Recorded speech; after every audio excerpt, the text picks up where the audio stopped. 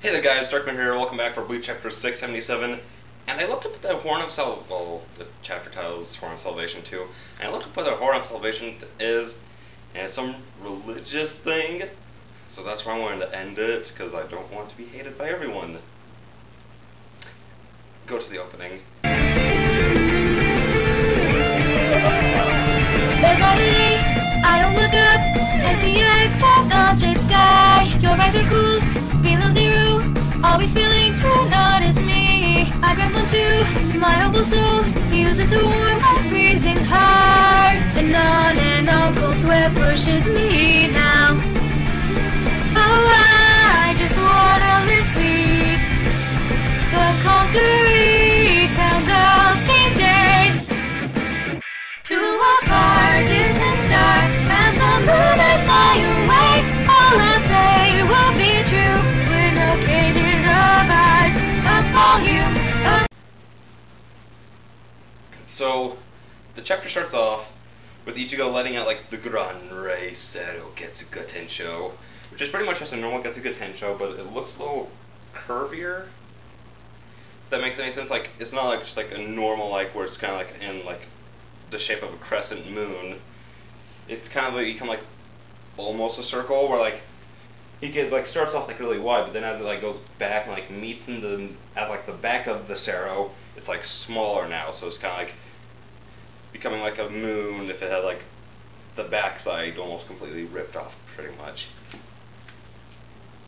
And it looks like the force of the attack was like so strong that it actually sent Ichigo flying back. Like he let it out, but when it hit, it was like so powerful that it knocked him back too.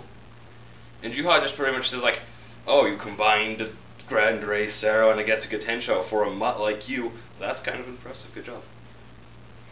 And he pretty much just says like, "However, I'm clearly out of your league." And he just grabs the Getsuga Tensho Grand Ray Sero and just crushes it. You know, I think we need to come up with a name for it, because calling it Grand Ray Sero Getsuga Tensho is, you know, kind of a mouthful. So let's call it like Grand Ray Getsuga, or Grand Ray Moon Cutter, or Getsuga Sero. I like Getsuga Sero, let's go with that one. So Ichigo bounces off the wall, and comes back at him and starts like swinging the sword at him. Like, just like swinging it at him again. And it, like, Yuha holds up his sword, which, I didn't bring it up in like the last couple chapters, like the last chapter when he like first pulled it out.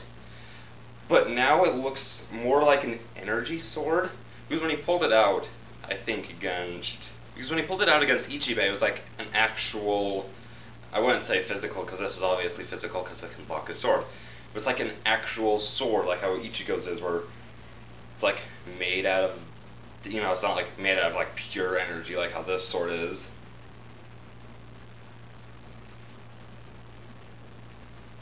And Ichigo's pretty much saying like, he's underestimating me, so he won't be using his ability. And Yuha just kind of says like, yeah, that's pretty good logic, which it doesn't really feel like logic. Like good logic, because if he's because Yuha's still way stronger than Ichigo, so it doesn't, well, like, Ichigo's kind of like logic with this was, okay, he's not using his seeing the future power, so that means if I can like just hit him really, really hard, really, really fast, before he uses his power, I can win.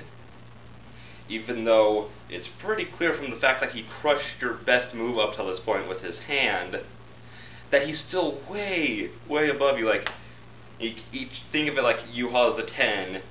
Ichigo, when he first got to Yuha, was like a 3. Then it's like Hollow, he's like around a 6. Let's say like a 6 or somewhere around there. Yeah, Ichigo he can beat Yuha. It's still pretty clear from this chapter that even in this Hollow form, he can't beat Yuha. But Yuha pretty much just like opens up all the eyes with the black goopy stuff exploding all over the place. And he just says, "Your window has been slammed shut." And he says that his power is indeed magnificent and so formidable that I no longer have any room for error. And we get the chapter page, Horn of Salvation 2. And it's just kind of like Orihime just kind of like getting up after like the explosion, because like every like move that Ichigo caused would just cause like a humongous explosion, like when he used in Bankai mode. So we get more fighting,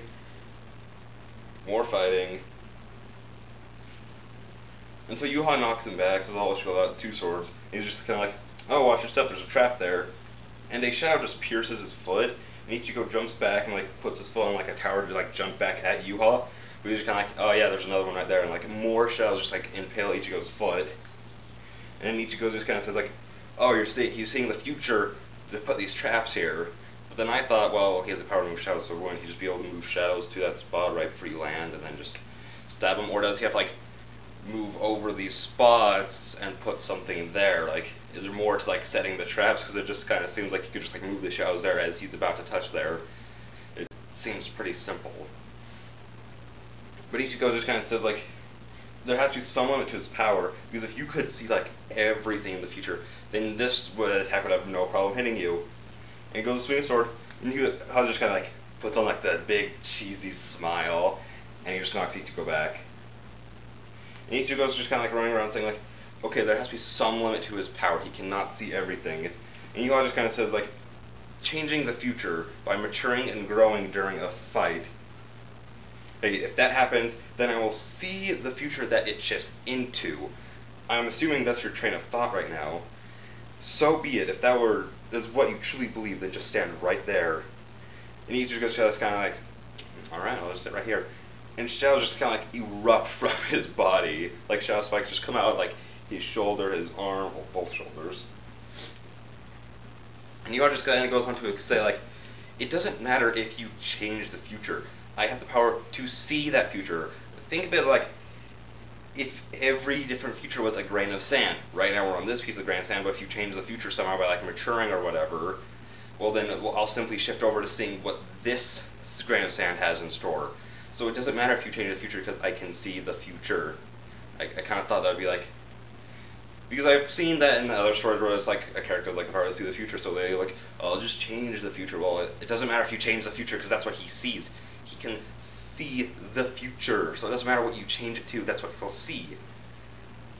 And he pretty much just like says like, oh, there's no hope for you, and as I watch over them all from up high, I can see every last grain of sand clearly. And he says like, don't abandon hope, Ichigo.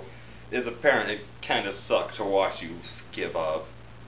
And Ichigo just kinda says like, and what of this despair? I've climbed up, kicked it into its teeth, and surpassed it over and over.